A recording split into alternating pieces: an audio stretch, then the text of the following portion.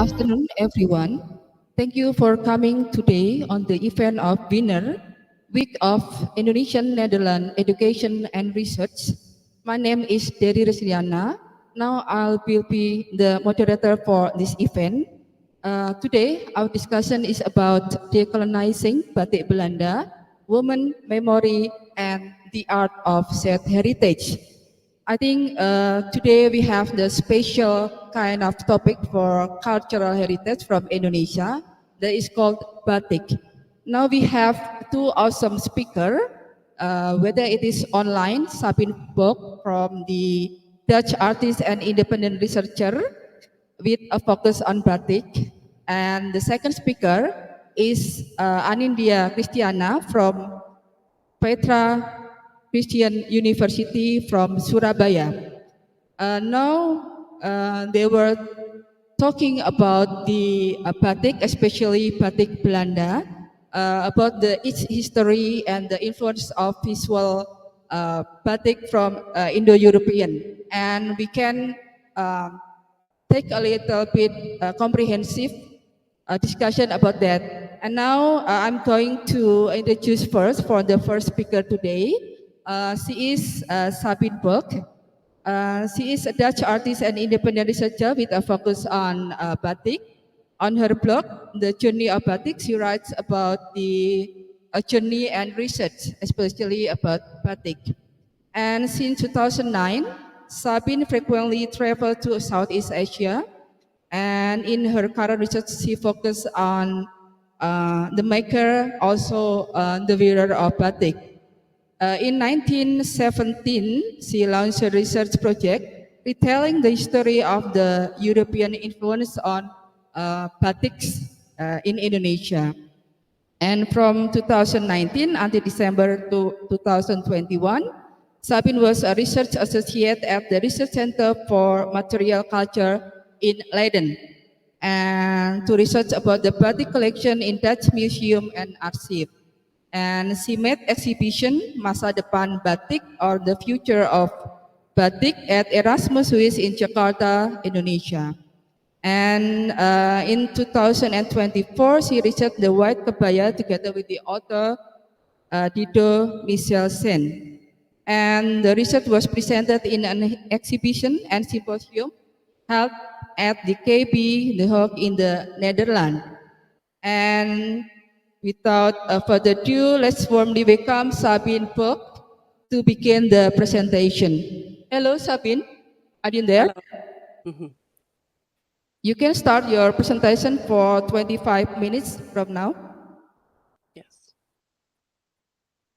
Can I presentation? Yes. Thank you, Ibu Dery, for the introduction. Welcome, everybody. In my talk, I would like to take you through the history of Batik Belanda and Dutch Batik, or as I prefer, imitation Batik and Batiks with a European influence in their motif. And I will share how the narrative on these textiles was shaped and how now it is being shown in museums. But first, what is batik?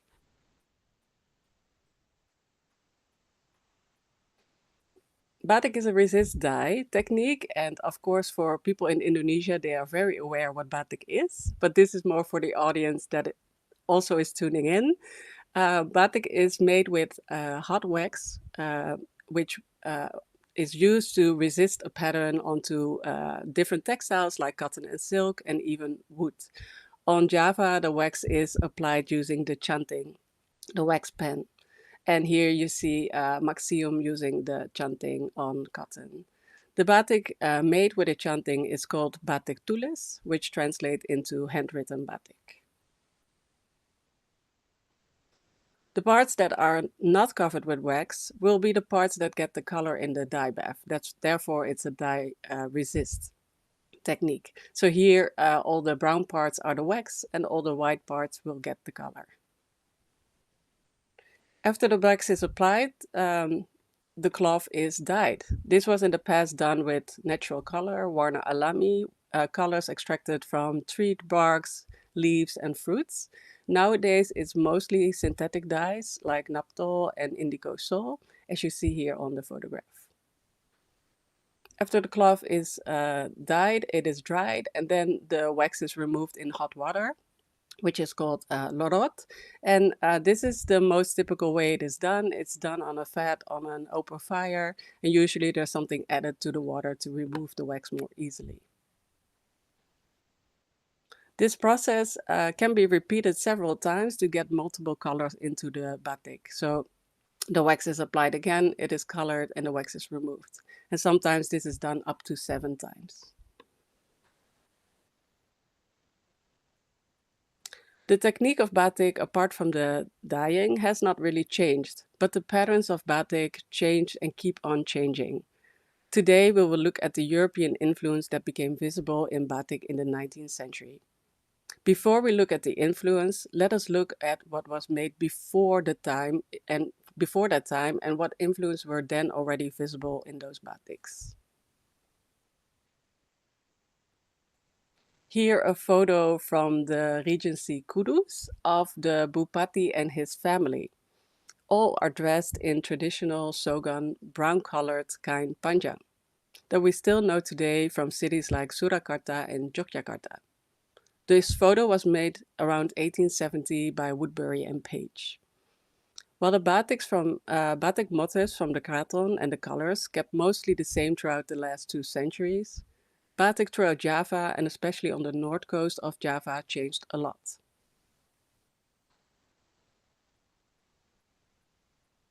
In the 17th century, the companies Dutch West Indies India Company, WIC or WYEC, and Dutch East India Company, VOC or VOC, were started up with a focus on making money through trade and slavery for the Netherlands.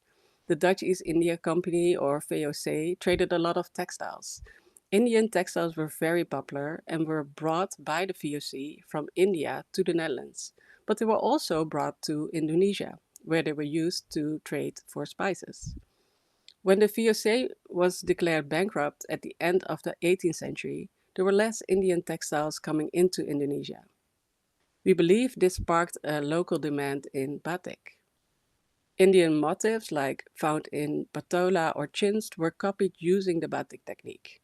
As you see here on the photo, this is a beautiful example of a batik with a patola motif from the 19th century, and it's kept in the Dutch collection of the Wereldmuseum in Leiden. Another influence through trade, but also through changes in religions, can be also found in batik. For example, the well-known Megamandun pattern from Cirebon, here on an example also from the Wereldmuseum. You can find the same pattern on ceramics, for example, on vases, but you can also find it in religious scriptures.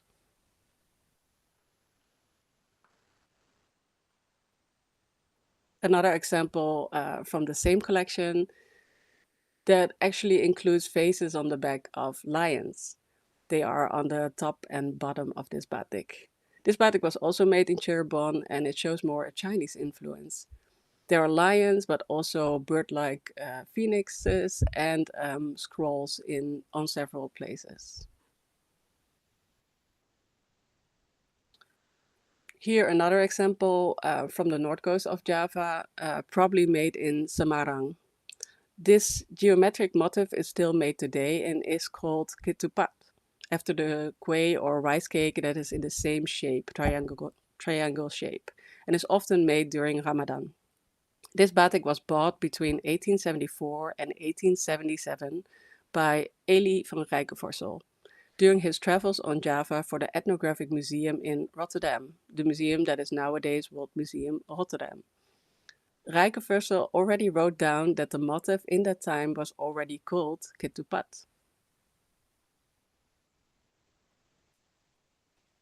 In the 19th century, the interest in Europe for batik grew. Batik was not just collected for museums, it was also seen as an interesting business opportunity.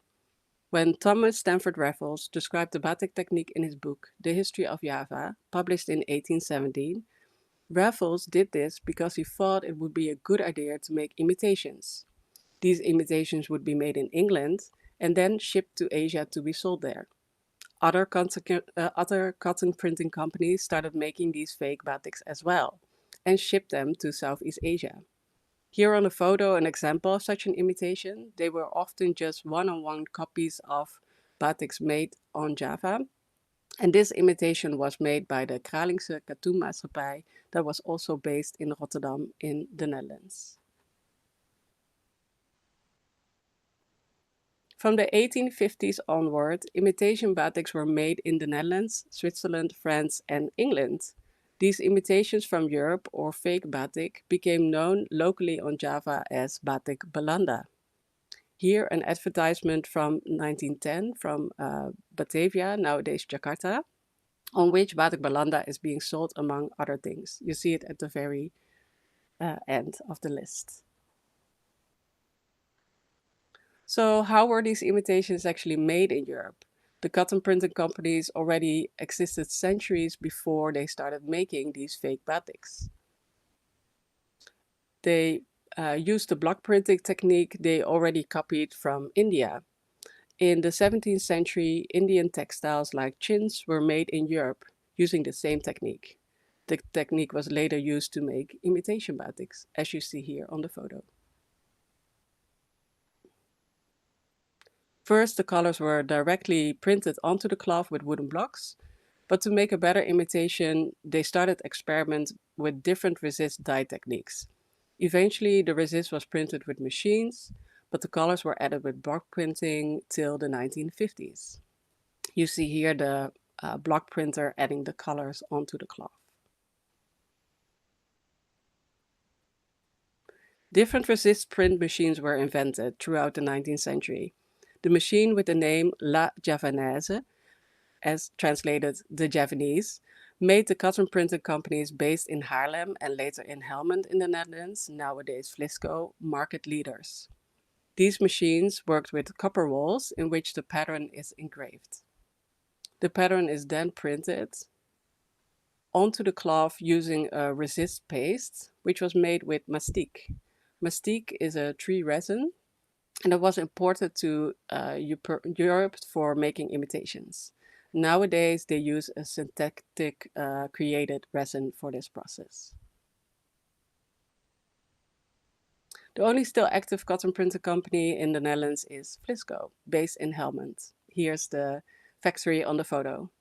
Their imitation batik are now better known under the current name Wax Print and Java Print. The Wax Print and Java Print sold now are specifically produced and designed for the export to West Africa, where they are extremely popular as everyday wear for special occasions, anything you can think of. So the term Batik Belanda was used for imitations, fake batik from Europe. People on Java preferred real batik, which was surprising to the cotton printing companies in Europe. Their mass-produced cheap imitations weren't selling so well. It was actually an early form of fast fashion, but not successful in their intended market, being Southeast Asia. Already in 1878, Van Musselbroek, a Dutch official living in Indonesia, writes about the imitation the following, and I quote, "But keep in mind, always as imitation, Batik Tiron or Batik Walanda, Dutch batik, a batik of its own kind. Never did Javanese people see the imitations for real Javanese batik." End of quote.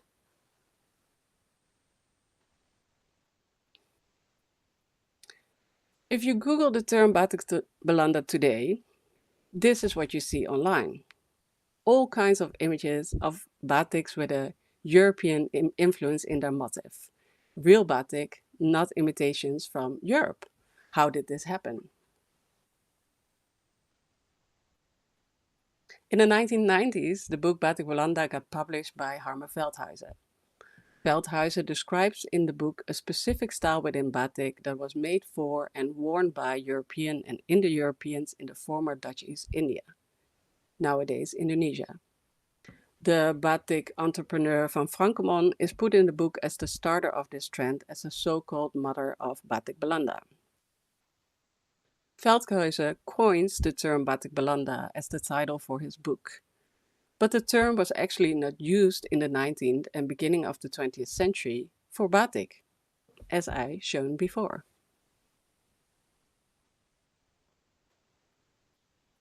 In the book Batik Belanda, Veldhuizen uses his own collection of batik to describe and retell history. Most batiks he found in the Netherlands. Some were collected in Indonesia. When the book was published, he sold his collection. A large part of the Veldhuis collection ended up in the Tropenmuseum, nowadays Wereldmuseum Amsterdam. The museum bought 1523 batiks to be exact, and you can see them back in their digital database. I took some photos to give an insight. The other part was bought by Dana Hardy, the private museum in Surakarta, Solo. A special room in the museum is dedicated to Veldhuizen his batiks, with a sign Batik Belanda. Here you see the room. I took these photos in 2019 with permission, and the room is still today the same. Because of this book and the way the batiks are displayed, the term Batik Belanda is now seen as the name for batiks with a European influence in their motif. However, this is historically not correct.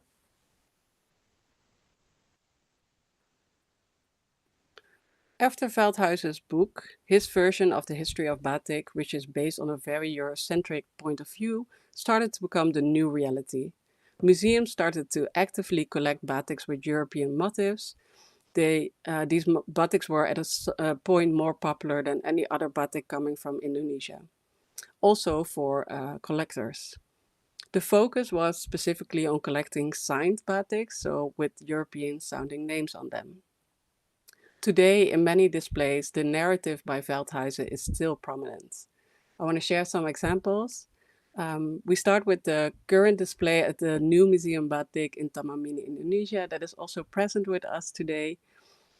The name Batik Belanda is used in their text sign, and a batik sarong with a buketan or bouquet motif is on the mannequin.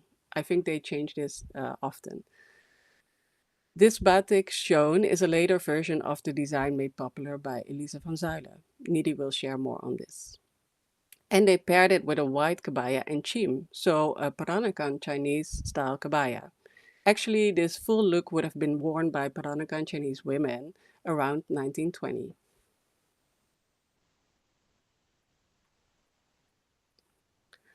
This was in Singapore at the Peranakan Museum. They show left image of a batik with Snow White, and in the text they say Dutch batik makers. In reality, most of the makers were indeed part of the European community, but were local born women with Indonesian foremothers. In another display in the same museum, they show two signed batiks next to a text about Batik Belanda. So batiks with a signature in their kapala. One is signed by Jans and one is signed by Elise van Zuylen. Indeed, both of these women were Indo-European, but most other makers active in the same time in Pekalongan were married with a European man, being themselves Javanese, Sudanese, or Peranakan Chinese. They would receive a Dutch surname, last name through marriage, but their first name would also be changed. Before marriage, they have to become Catholic, and when being baptized, they would receive a new name, a Dutch first name. So therefore, the signatures from that time are Dutch sounding names, but not necessarily signed by Dutch women. Here on display, a batik signed by Jans in the same museum, paired with a European white-laced kabaya. The narrative that these Dutch makers made for Dutch wearers is mentioned almost every time. Well, from photographs we know that Dutch women arriving newly in the former colony didn't always adapt to wearing sarong kabaya. The Indo-Europeans and Europeans that did wear batik also wore Sogan brown-colored batiks and other styles. The European mottos were worn by everyone if they could afford it. It was, for example, extremely popular in Singapore among the Peranakan Chinese. In the Museum Batik in Pekalongan on Java, there's a permanent display of batiks with European influence. The batiks shown are remade batiks based on photographs of original batiks. They were commissioned by the museum. However, this is not clearly mentioned, so often people think these are original batiks from the 19th century. But they are new made batiks copied after old designs. Several batiks in other collections are actually later made versions of old designs. So it's important to be clear with provenance when it is being displayed or when it is shown online. When I look at how batik is displayed in museums, especially with the focus on the Europe-centric retelling of this history, I think we will show batiks from the past differently in the future. Or I hope we will. I hope my presentation will make you look in a different way to this past and will maybe inspire you to dive into this topic further and perhaps with us. As always, I like to end my talk with thanking the Pambatics, the batik makers, those of the past and the present. Without them, I would not be able to share all these stories with you today. And I'm happy that we can share these stories with you today. Thank you so much. That was my talk. Over to you, Ibu Daddy. Okay, thank you, Sabine, for the fruitful information about batik. Let's give her a round of applause for her presentation. Thank you, Sabine. Okay, Sabine has already talked to us about the history of the Dutch batik or batik Belanda, the term of Dutch batik or batik Belanda.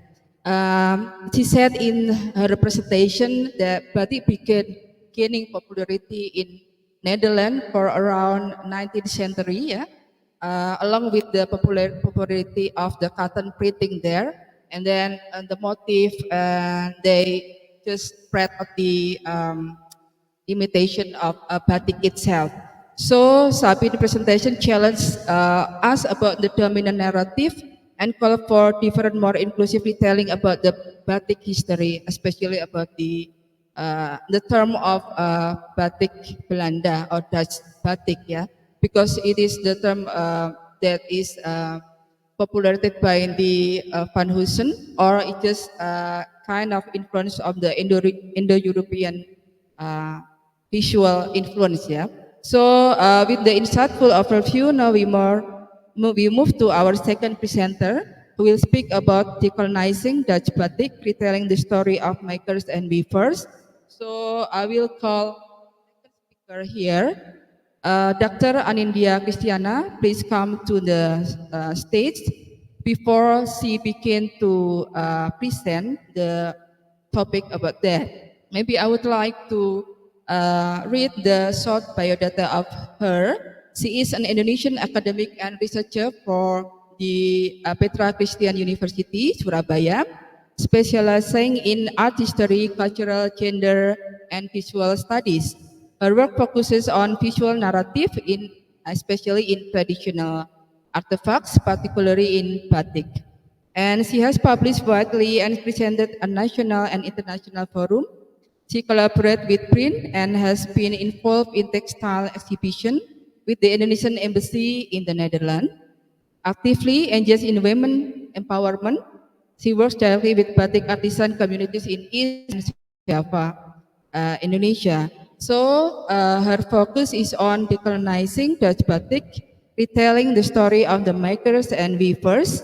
But Nindi, you have 25 minutes for presenting, and time is yours. Thank you, Bu Dery. Terima kasih. Pak Wisnu.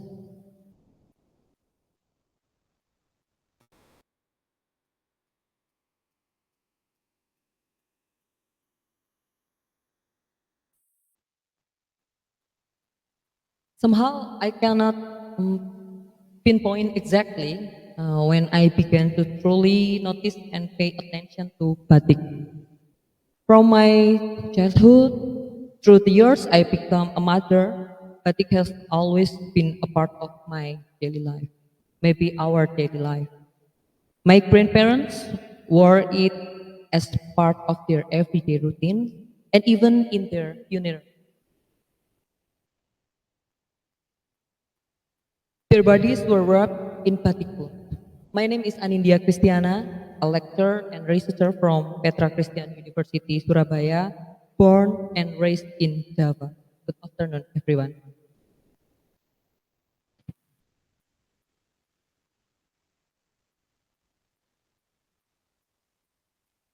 As my partner Sabine explained earlier, batik Belanda, sometimes called Dutch batik, carries a name that suggests European origins or ownership. Yet this textile were created here in Java. Many workshops were run by women of mixed Indo-European descent. But the tracing of hot wax, the layering of color, and the delicate craftsmanship were all done by Javanese pembatik. The label Dutch reflects colonial power and position rather than the lived reality of these clothes. In museum collection, names like Elisa van Zulen or Caroline Frankenmann are carefully recorded while the Javanese makers remain invisible. As Sabine pointed out, this eraser frames batik as European invention, ignoring the shared labor and creativity that brought it to life. Many batik workshops were indeed run by Indo-European women, but the tracing of hot wax, the layering of color, were all carried out by Javanese pembatik. Their hands shaped the cloth even if their names were never recorded. Decolonizing batik Belanda does not deny the role of Indo-European women. It means widening our lens and situating batik in its social and cultural context. Its motif passes through many lives, designed in a workshop traced by a pembatik, worn by a Javanese bride, admired by an Indo-European woman, and collected by a Dutch family. These layers tell not one story, but many. That is why I turn to memory, oral histories, and visual archive, photographs, letters, and cloth fragments handed down through generations. This allows us to hear voices silenced in catalog, to see beyond the label Batik Belanda, and to recognize Batik as shared heritage, woven through relationship of power, intimacy, and creativity.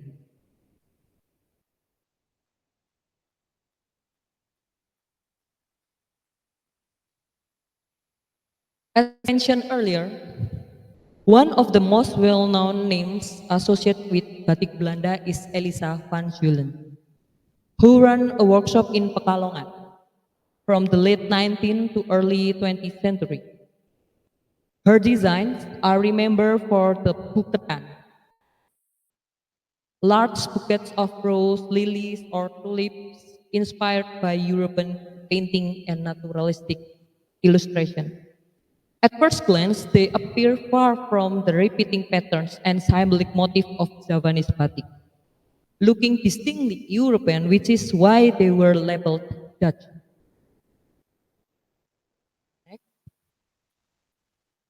Yet the story is more layered. These bouquets were not drawn by Elisa herself. The tracing line by line was carried out by Javanese women whose names were never recorded. The perfection of fine lines, the steady rhythm of wax from the canting, and the subtle gradation of color. This is the artistry of the pembatik, passed down from mother to daughter. Their contribution is not a footnote, it's the very heart of the word. Who wore these clothes? Often Indo-European women in urban centers, signaling refinement and status. I have often seen ketan motif worn by bride, my neckbirds, uh, even my emak, my grandparents. even in local ceremonies, which show how motifs travel across communities, carrying different meanings depending on who tied the knot or folded the kain panjang.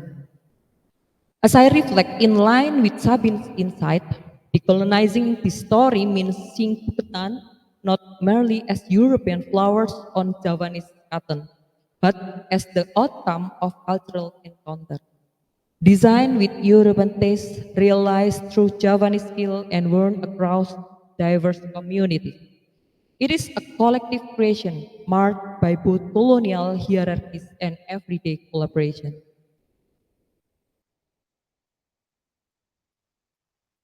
If we look at this archival photograph, the story of Batik Buketan comes to life.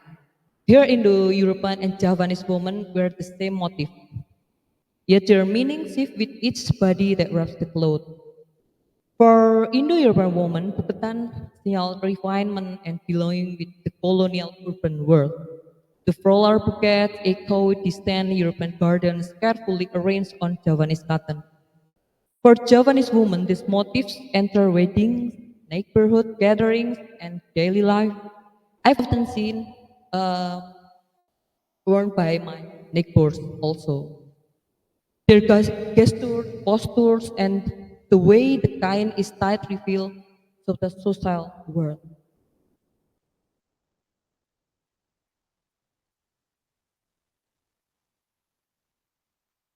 Among the most surprising batik I have encountered are those that carry the faces of fairy tales, like Snow White, Cinderella, Little Red Riding Hood.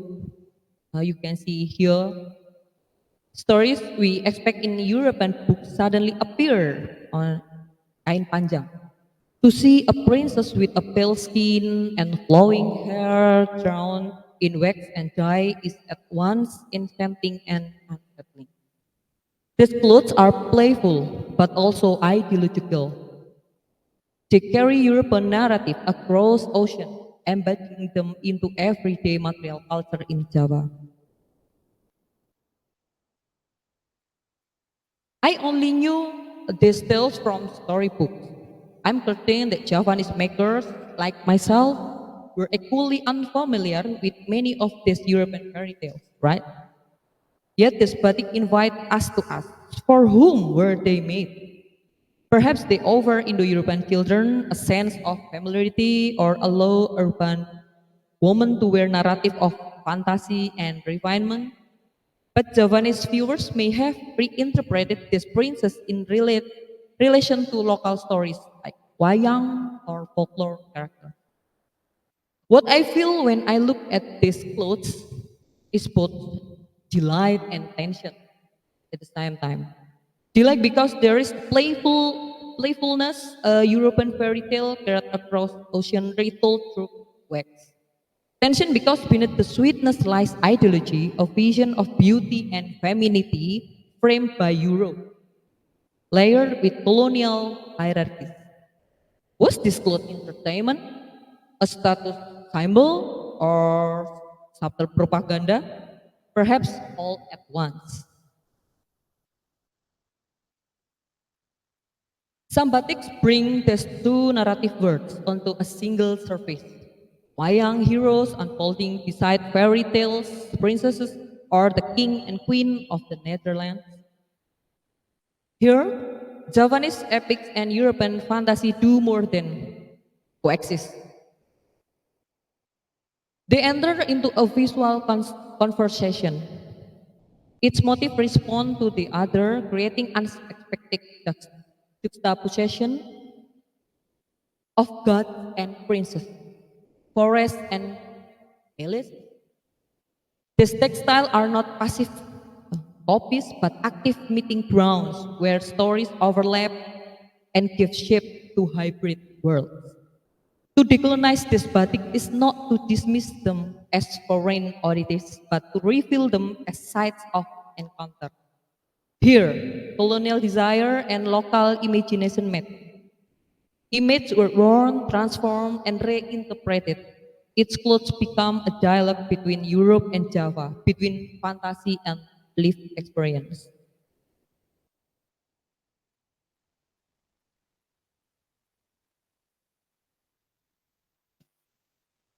This batik, during my visit to the Museum Batik Indonesia, here Maswa, he is the curator from Museum Batik Indonesia.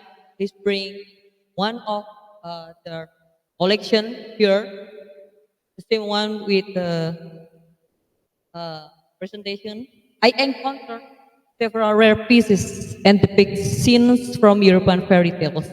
Snow White here by Javanese hands. Seeing these clothes in person alongside museum curators and researchers was both fascinating and humbling. European stories were reimagined through local craftsmanship, turning print fantasy into living textiles. Standing before them, I felt how imagination travels, transforming as it meets new hands and new meaning. Somebody confront us not with flowers or fairy tales, but with cannons, worship, and soldiers. You can look at here or this one. I wear it. Imagine dreadnoughts sailing across a kain panjang, biplanes hovering above, men in archaic uniforms carrying flags. These are echoes of global wars, stitched into everyday life in Kalongan or Surabaya or Semarang. When I first encountered such batik, I was genuinely taken aback. The motifs are intensely masculine, yet they were worn by women at the time, just like the kain panjang I'm wearing today. Decorated with rows of marching soldiers and worship, which I acquired from a batik artisan in Cirebon.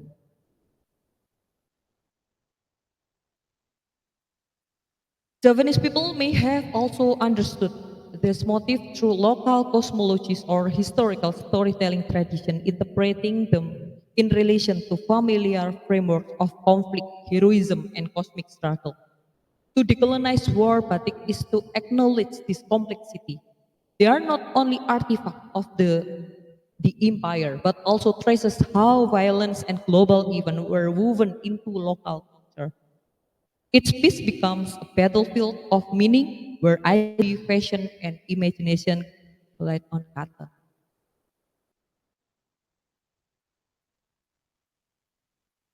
When we speak of batik Belanda or Dutch batik, we turn to the woman who shaped its story.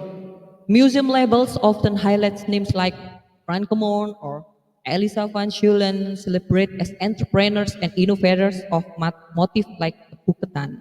Yet they were not the ones who bent over clothes. Behind these names were Javanese women unnamed and recorded whose skill and labor give life to every rose, princess, and pattern we admire today. This silence matters. For each clothes, countless hands dip into chanting into wax, inhale its smoke, and pass down techniques across generations. Their work was the foundation of Batik Belanda, even as their names faded into anonymity. Memory too is layered. In the Netherlands, these textiles evoke nostalgia, fragments from grandmother's wardrobe, pieces of Indo-European identity. In Indonesia, they can feel distant, marked by a colonial label. Yet they were made in Javanese workshop, dyed in local rivers, and worn in both colonial and indigenous household. In the end, Batik Belanda remind us that textiles are never neutral. They carry power, memory, and connection woven through the hands of women who made word and narrative their word in clothes. If we look closer, the archive over quiet testimonies. Here, in this photograph of a Javanese workshop, we see the woman behind the clothes sit on low stools, surrounded by fabric. When we zoom in, one of the batik makers is wearing a striking motif, scenes of war, carefully drawn in wax. It's powerful reminder that these women were not only producer but also participant in a visual work that blended local techniques with global events. Their clothing, their craft, carried stories that extended far beyond the workshop walls.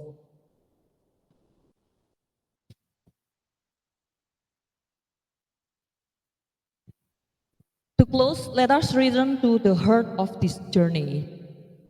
Decolonizing batik Belanda is not about erasing the past, but rebalancing it.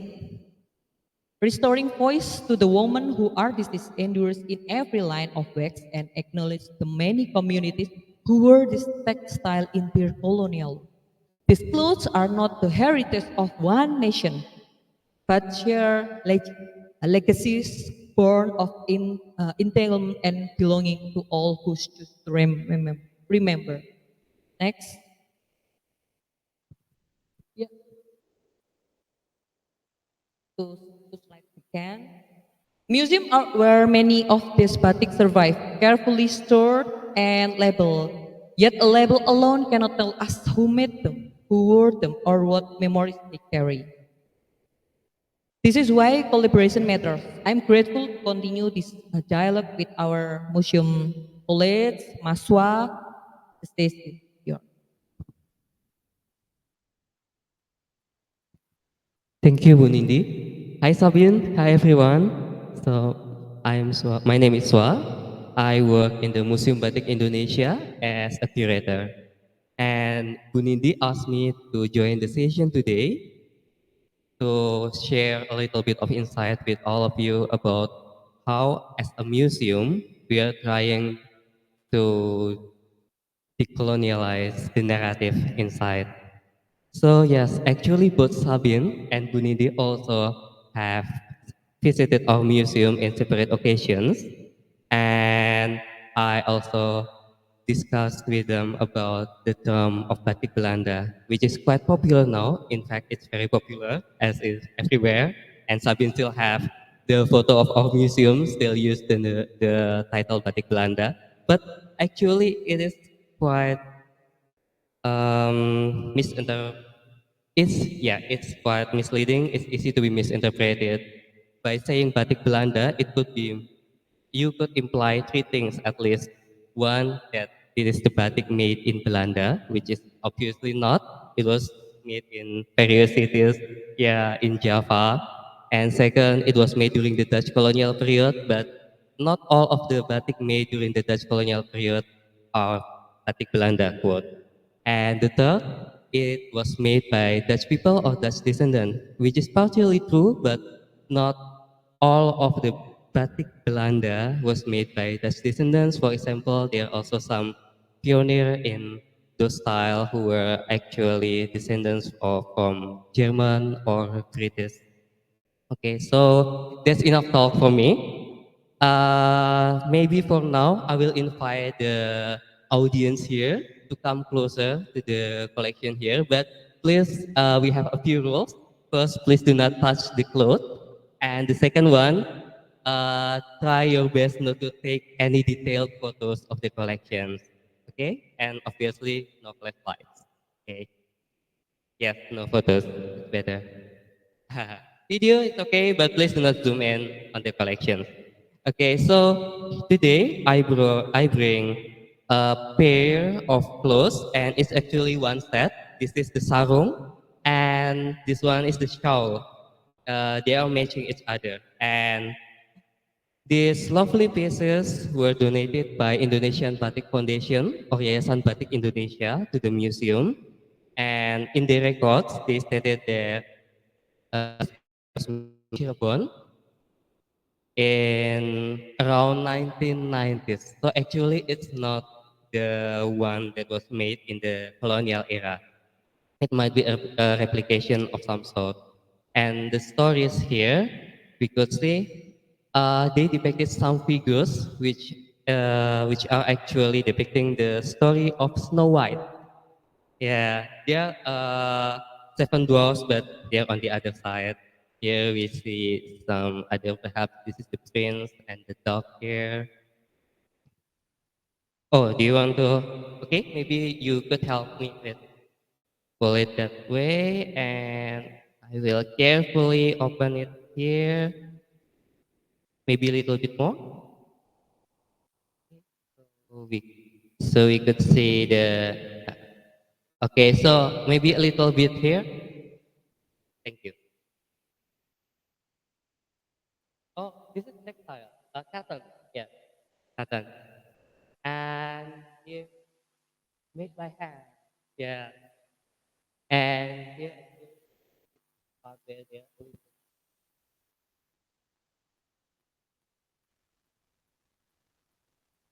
And we know this is sarung.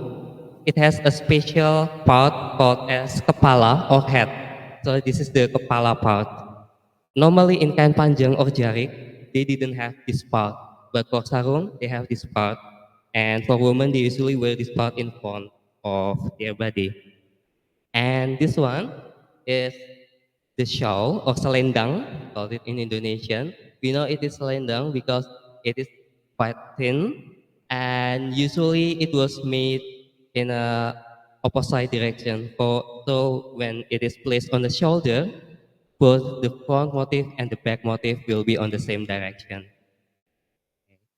Well, maybe that's all that I could share to you about Museum Batik Indonesia. If you want to see more, please do visit our museum. Thank you.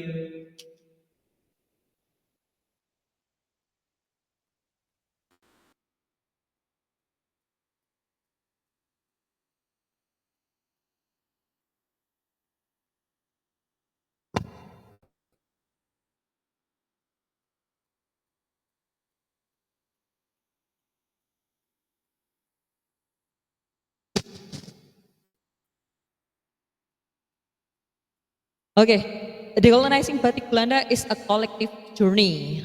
Through shared research, exhibition, and dialogue like uh, this, we can build a richer, more connected future. So let's collaborate. Thank you, Budiri.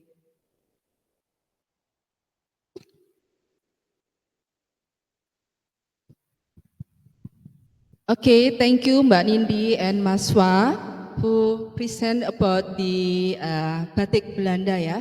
Let's give her applause, big applause for Maswa and Mbak Nindi. It's very interesting ya. We can get mini exhibition of batik Belanda. It's one of the collection from Museum Nasional. Maybe every one of you will come to Museum Batik Indonesia in TMII to get closer about one of collection and many collection of that one. So thank you Mbak Nindi. It's very interesting topic about decolonizing batik Belanda ya. The kind of many interesting topic that we can get more comprehensively in the question and answer session. We have 15 minutes for the question and answer session. Maybe in on site, yeah, yeah.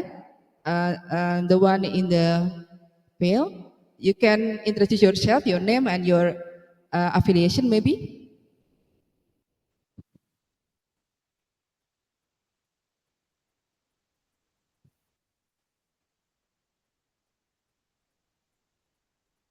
Okay. Uh, Thanks a lot. I'm Greta. I'm from Society of Nusantara Manuscript or Manasa. Is an association of philologists in Indonesia. This is very surprising for me to see an interesting kind of batik which is called batik Belanda. And I'm much touched by the fact that there is a hybridity in identity about the existence of some of Japanese, but there are also some European fairy tale on it, and I'm just curious about the use of the batik Belanda at that time. First, is it worn in special occasion or uh, symbolize certain character, probably just worn on ceremonies or a special event? And secondly, does it represent also some hierarchy, just like Japanese batik, uh, with some motifs are actually only be worn by nobles? Yeah, thanks a lot. Okay, thank you for Manasa ya, from Manasa ya. Okay, thank you. Maybe this question can be answered by Sabin or by Mbak Nindi. She asked about the history and the story of batik Belanda. Is it Does it wear for special occasion or does it So symbolize something yes, like that? Yeah, for the higher yes, status and on the I lower can. status I people. heard it. Okay, you can answer Okay. the question. Yes. So it's very important to understand that as where people within the Kraton only wore specific Sogan colored batiks, this is not the case for anyone outside of the Kraton. So people would wear multiple kinds of different kinds depending mostly on where they needed to go to. So here we have Dutch collections of wearers. So of one wearer, they will bring in different, donated different kinds to the collection in the Netherlands. And then among these batiks would be batiks that we considered with European influence, but they would also have Sogan colored batiks or batiks from Cirebon with more a Chinese influence. So it was not that these women would just wear only one kind of batik. But the batiks made in Pekalongan at the end of the 19th century and beginning of the 20th century were of extreme high quality and therefore very expensive. So obviously only a top layer of the society would be able to afford these kind of batiks and be able to wear them. So therefore it was worn more by the European community, but also by the Peranakan Chinese community. As far as we know from photographs, these batiks were not specifically worn for special occasions. Of course, higher quality batiks were kept for special occasions. They were popular as wedding gifts, so not necessarily be worn during weddings, but they were given as a dowry when you were getting engaged. Yeah, that's about it. Okay, Sabine, thank you for the answer. Maybe Mbak Nidi will add some. Okay, maybe we go to the next question online. Yeah, we have many questions on online participant. The first question from Widya Hasian from IPB University. Maybe Mbak Nidi or Sabine can answer the question. Is the base material for the batik also shown the social structure of the batik maker at that time? Most of Indonesia batik created using cotton, but some of batik examples made using silk. Yeah, she asked about the material of the cloth, yeah, whether it made of cotton or silk, yeah. But Nindi or Sabine will answer. Sabine first, maybe? Yes, all the photographs I shared were all batik made on cotton. Silk was used for batik, but it was more popular in, for example, Cirebon for the Lokchan shawls and for export to Japan. So it was not very, I don't know of any examples of a European influenced batik made on silk. But I mean, could be out there. As for if it shows something on the structure, I mean, cotton was dominating the 19th century, and of course, it's very embedded with all the things bad on colonial history, from slavery to forced labor to anything going on. So, yeah, I mean, what to say about that? Maybe Needy can say something more. Okay, thank you, Sabine. Maybe Mbak Nidi will say a little bit more about this material of. Okay, maybe next question, yeah. From the on-site here, is there any question from the class, maybe? If we don't have any question, we will go to the online participant. Yeah, maybe from the Widya again, yeah. Does Dutch party also have, sorry, yeah, Widya also, how powerful was the masculine-feminine relation balancing or gender equality advocacy through batik Belanda? Yeah, it's talk about the gender, yeah. Maybe Mbak Nindi or Sabine.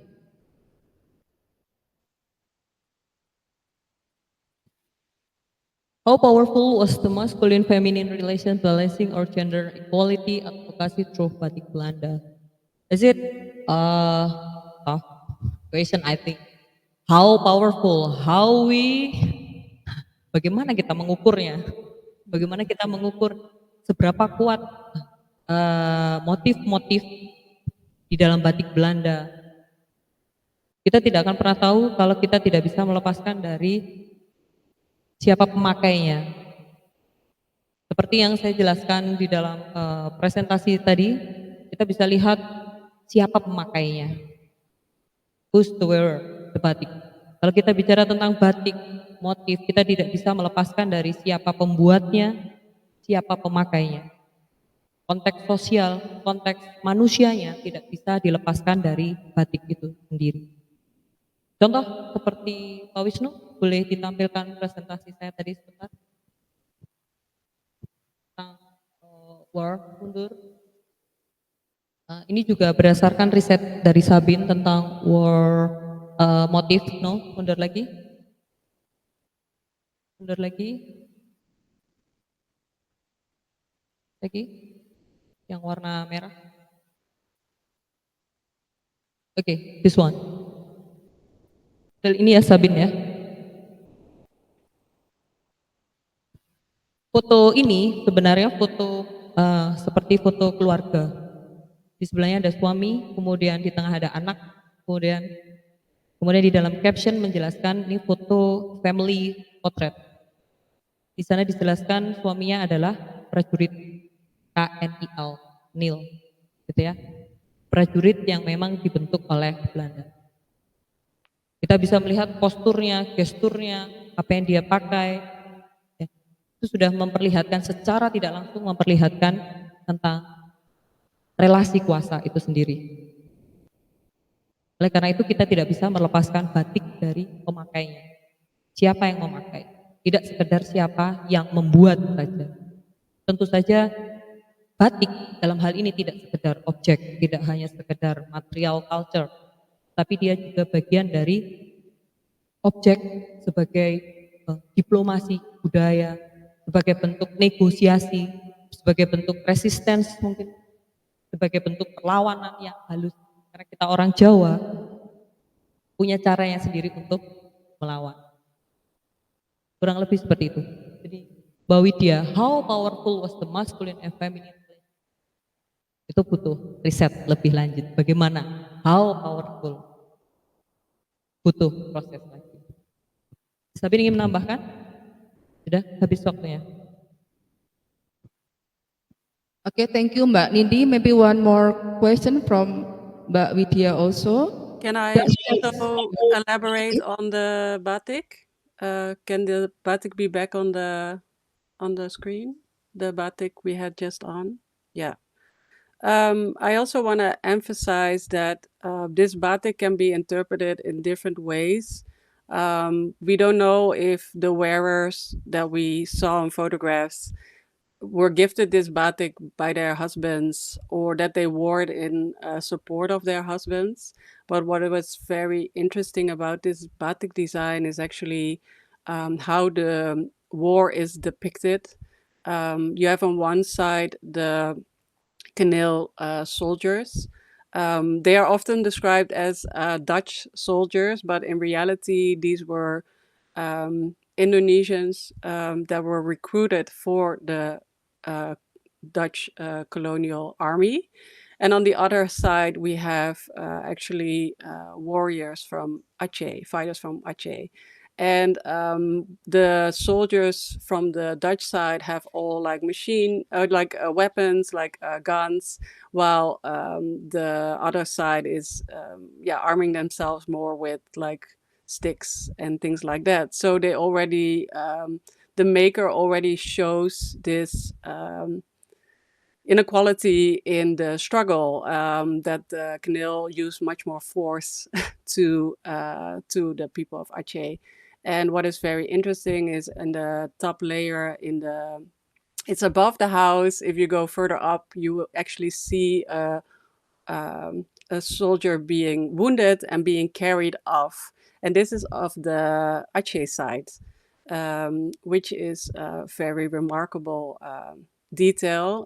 We don't know the exact meaning, but it could be that it was a hidden meaning by the maker to show actually support for the Aceh side. That was what I wanted to say. Okay, thank you, Sabine. So in one single batik, yeah, there is a story behind it. Yeah, it is very interesting to know what is the story behind every motif of the batik. Yeah, especially when we say about the relation of masculine and feminine. Now we go to the next question from Vidya. Also, does Dutch batik also have specific meaning to each motif. For example, in Indonesia we have a parang motif ya.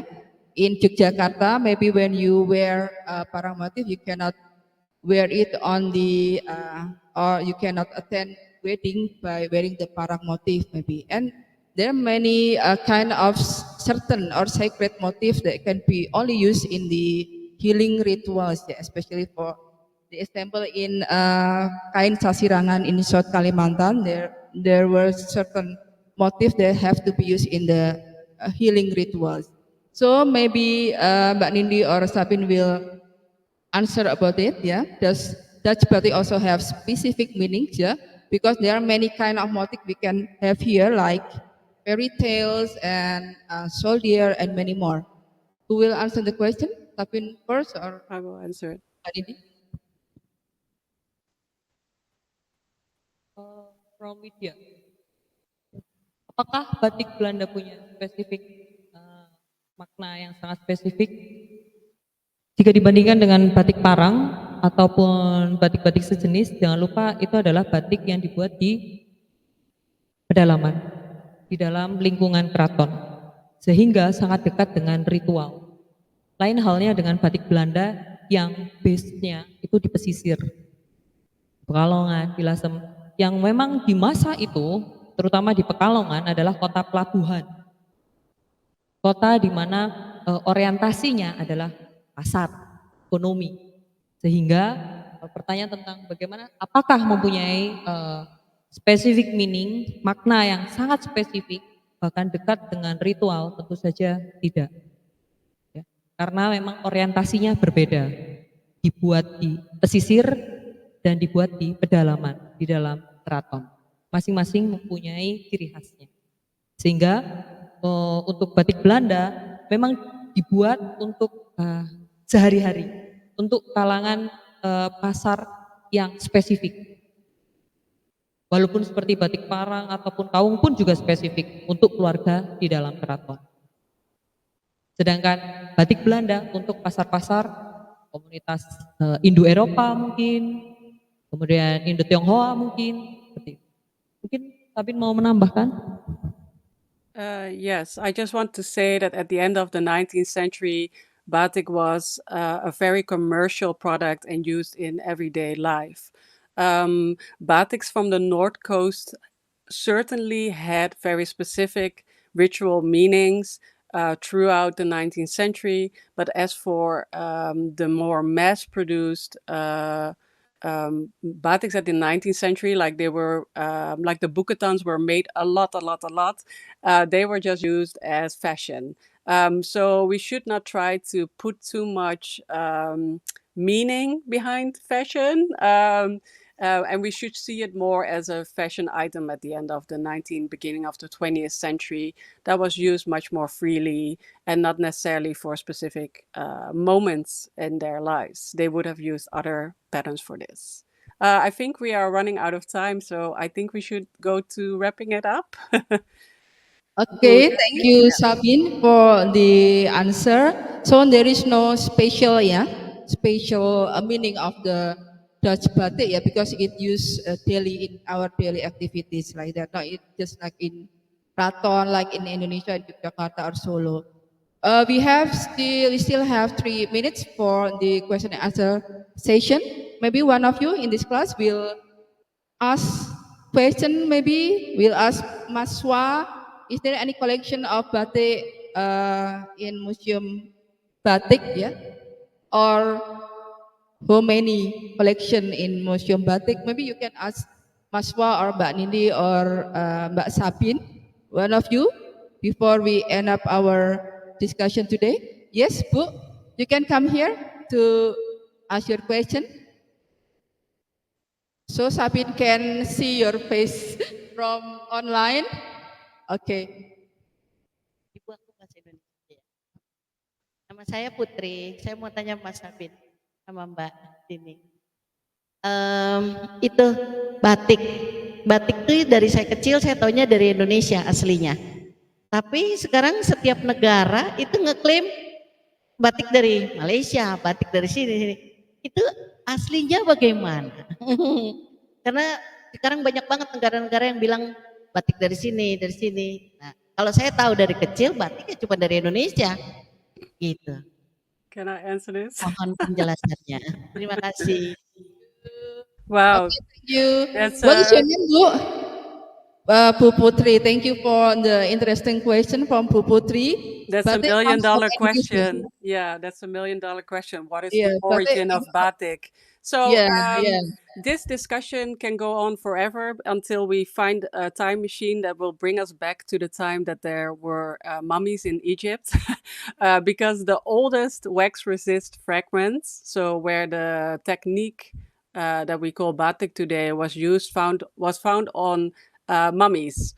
So yeah, it's a good question. There's multiple places in the world that use a resist dye technique using hot wax. What is unique for Java is the chanting, the wax pen. That is unique for here. Nowhere else they have it. So yes, there's a difference between how it is made in different places. But what is the original place it was first made, we will probably never know. Okay, thank you.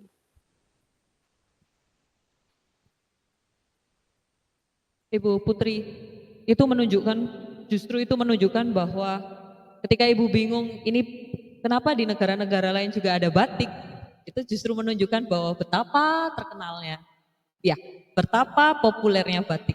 Ya, sedikit banyak kita harus berbangga. Tapi yang perlu kita sebagai orang Indonesia, sebagai sang empunya, ya, pemilik dari warisan dunia ini, kita harus paham apa yang dimaksud dengan batik sehingga kita bisa membedakan dengan batik-batik lain di negara lain. Pastinya batik adalah proses pewarnaannya, penekanannya ada pada proses pewarnaan melalui perintangan dihalangi dengan hot wax, dengan lilin panas, gitu ya, dengan canting ataupun dengan cap, ya, as long as menggunakan hot wax itu adalah batik. Tapi sekarang kan sudah banyak yang berkembang, bahkan seperti yang di Sabin jelaskan tadi, bahkan tahun 1900-an pun ada flisco, ada pabrik yang membuat. Jadi batik print, batik sablon itu tidak hanya sekarang, tapi sudah 100 tahun yang lalu sudah ada. Begitu ya Ibu ya. Tapi yang pasti proses membatik itu harus dimulai dengan perintangan warna itu. Kita bisa merasakan, mungkin kalau ini replika, ini saya buat di Madura berdasarkan buku-buku. Kalau dipegang Ibu, kasar. Bahkan malamnya belum bersih. Memang sengaja. Istilahnya waktu proses ngelorotnya, waktu proses menyuci yang terakhir direbus itu tidak terlalu bersih. Agar Bapak Ibu di sini bisa melihat bahwa ini adalah asli. Gitu. Sama halnya, kali ini karena sudah lama. Ini juga replika. Bapak Ibu, ini replika. Ini pun juga bisa dipegang, sangat kasar. Ada timbulnya, ya. Sedangkan batik-batik print atau sablon itu sangat halus dan sangat presisi. Ya, justru ketika tidak rapi, justru itu memperlihatkan bahwa manusia turut bekerja dalam karya seni ini. Tapi kalau sudah sangat rapi, ya, sangat presisi, simetris, jangan-jangan ini dibuat oleh mesin, oleh pabrik. Itu saja Bu Dery, terima kasih. Okay, thank you Sabin and Mbak Nindi. I think the key point that we want to conclude that we must be proud of our cultural heritage of batik, yeah. Maybe we have to make an applause for our cultural heritage of batik, yeah.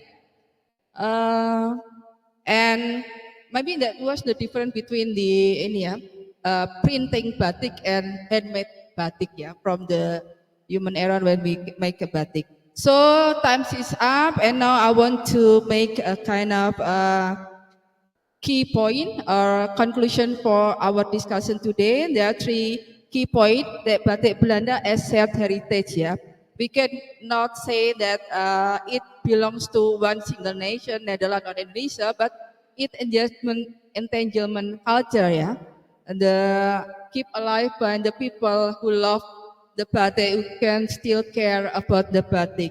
And then there's important thing about decolonizing about the batik. Yeah, I think it's very important thing that decolonizing doesn't mean erasing the role of Indo-European woman and its history, but maybe we can rebalancing it as Mbak Nindi said, yeah. We can now about the motive from the pembatik, yeah, from the workshop and from the Japanese woman who made the batik itself. And then finally, maybe we have to make an invitation to continue the engagement, maybe for the research network, yeah, maybe some of you here interested in making a kind of research topic about batik, maybe we can have a kind of a network. We can call for ini ya, proposal for Sabin or Mbak Nindi ya. We can get more focus about to ini ya, preservation about the batik itself. So finally, this discussion doesn't end here. Maybe we can still invite you to continue engaging through research network, exhibition, and many kind of communication after this. And I hope the discussion help us gaining understanding more about the batik, yeah, asset heritage for our community. As we talk here about the batik influence from the European one. Okay, thank you once again to everyone who participate in this session. Give applause for us, yeah. And special thanks to our presenter, Sabine Berg and Mbak Nindi for sharing fruitful information about batik, yeah, especially batik Belanda. Okay, before we officially close the event, maybe we can take a picture together, yeah, between the presenter and the participant in this class. The presenter will come here maybe, or just, okay, photo with Sabine, okay? Okay, can you come to front? Sabine, we can take a picture with the participant here. Ja, dan kan je iemand tussenuit.